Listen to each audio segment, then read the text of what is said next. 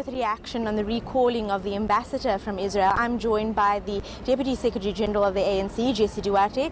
Thank you so much for making time for us. Firstly, just your first thoughts on the actions by DIRCO yesterday. It was the right thing to do. The ANC instructed our government in December that we wanted to downgrade our relationship with Israel because of the atrocities that they're bearing down on the people of Palestine. We also instructed them through a resolution that they needed to downgrade the Israeli embassy to a liaison office in Pretoria. We're waiting for that to happen. We wish for the minister to do it as soon as possible. For us, it is a bit more than just being emotionally attached to something. We have been working with the Palestinian people for decades. We've understood their plight. Their plight and our plight very similar. And at the moment they have chosen to go and stand in front of a fence unarmed, and they are being fired at with flames and live ammunition. And this is a crime against humanity. Israel is currently perpetuating inhumane action against people. The United Nations has failed us, all of us. Resolution after resolution, Israel ignores it. It is time for an international solidarity movement throughout the world to stand up against this atrocious Israeli government and to say to them that what you're doing is wrong and you need to do right. You need to do right by the Palestinian people. Also, the people of Palestine have a right to go back to their land.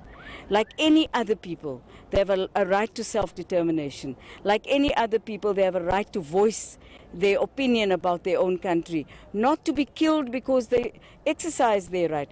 This is not about religion, I'm sorry. And this is not about being anti-Jewish people, because we are not. We are not anti-Semitic. We just believe that inhumanity is just that. Cruelty is just that. Apathy is our worst enemy at the moment. So let's hope that we can inspire people, not only in South Africa, but throughout the world, to stand up against this atrocity. Okay, just one last question.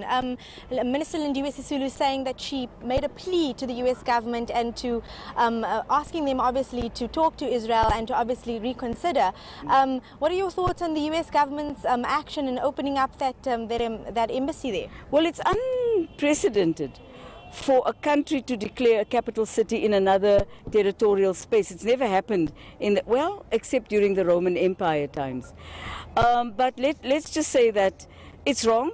The US must reconsider its actions. They must begin to have a conversation not only with the Palestinian people, but with the Israelis as well.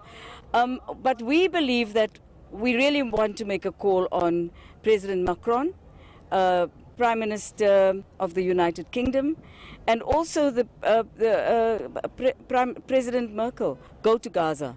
Don't hear stories on the WhatsApp messages or on the Facebook. Go there, talk to the people of Palestine. Let them give you the history of their suffering, and understand that unless you act in unison, and that the Security Council in the United Nations is led to understand better, all we will get is threats from the US ambassador, which doesn't take us anywhere.